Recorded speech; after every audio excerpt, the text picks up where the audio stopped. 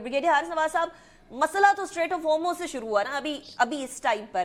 पहले ईरान ने अनाउंस कर दिया हम स्ट्रेट ऑफ होर्मुज खोल रहे हैं, यूएस ने बोला नहीं हम तो अपनी बैरिकेड को जारी रखेंगे, हम तो अपने जो रोका हुआ स्ट्रेट ऑफ होर्मुज को वो जारी रखेंगे। फिर ईरान ने कहा कि ठीक है अगर आप जारी रखेंगे तो हम भी जारी रखेंगे, नॉट अ बिग प्रॉब्लम।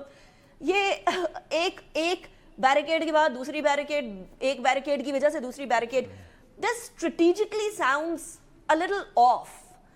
ये क्यों नहीं डिसाइड कर लेते कि करना क्या है, या जब अल्टीमेटली कुछ साइन हो जाए तो फिर उसके बाद खोलना है? ये क्यों बोन ऑफ कंटेंशन बन गया बीच में? अनिका, बेसिकली बात यह है कि it is all postering. They want के एक मसल फ्लैक्सिंग, फिर उसके बाद प्रेशर टैक्टिक्स। ये मुज़ाकरे से पहले दोनों साइड ये करती हैं कि दे विल शो के इस तरह की बातें to get more concession from each other, pressure करके, पोस्टिंग करके। अब देखें, ईरान ने एज ए गुडविल जेस्चर अपने हॉर्मुज़ को खोल दिया था, राइट। और the second step should have been from American side कि वो ब्लॉकेट ईरान ख़त्म कर देते। वो उन्होंने ख़त्म नहीं किया, दैट तो फिर ईरान ने दोबारा जाके स्ट्रेट ऑफ हॉर्मुज़ को ब्लॉक कर दिया। That's what it is happened. Otherwise things should have been much better, क्योंकि जब स्ट्रेट ऑफ हॉर्मुज़ खुल गया, बाकी शायद जहाज़ इस्तेमाल कर रहे हैं, ईरान इस्तेमाल नहीं कर सकता, तो दैट वाज अनफेयर। तो ब्लॉकेट ये खोल देना चाहिए था। उसके बाद देखिए, ज़्यादातर मुज़ाकरात जो है ना वो काफ़ी हद तक सॉल्व हो चुके हुए हैं, लेकिन 47 ईयर्स की मिसअंडरस्टैंडिंग, मिसट्रस्ट, दुश्मनी, नाराज़गियाँ, वो एक ये 2-3 मीटिंग में बड़ा मुश्किल हो जाता है।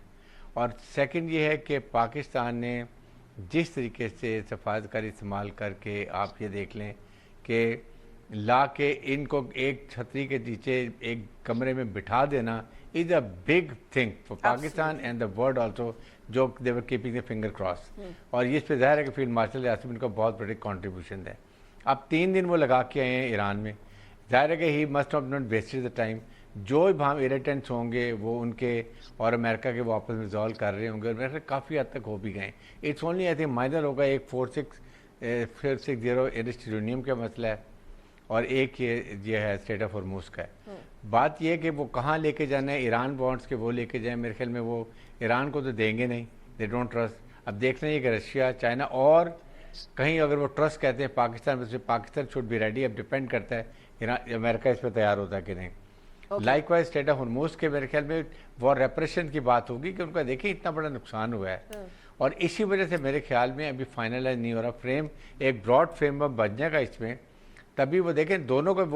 वो जेरेड जो कहते हैं इनको, ये इनके ये कुशनर को, जैसे कि इजरायली वो कहते हैं हमारे ये प्रॉपर एसेट्स हैं, इसलिए ईरानियन ने आने के लिए शो किया हम नहीं आ रहे। That's the reason, that's why now JD Vance is being again sent back. That's the best reason कि कोई एक न्यूट्रल रिस्पॉन्सिबल वो होना चाहिए, ठीक है।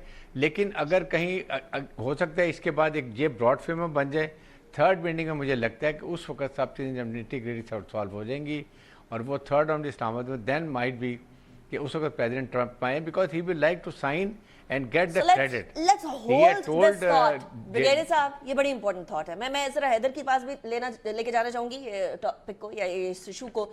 सो Haider, in other words, signature तो हो रहे हैं अनटिल और अनलेस कोई मैसिव हिकअप ना आ जाए, क्योंकि अदरवाइज ईरान के मामले पर और यूएस के सालिसी के मामले के ऊपर पाकिस्तान में जो 2 अहम किरदार हैं वो प्राइम मिनिस्टर शहबाज शरीफ का है और CDF field marshal Asim Munir का है।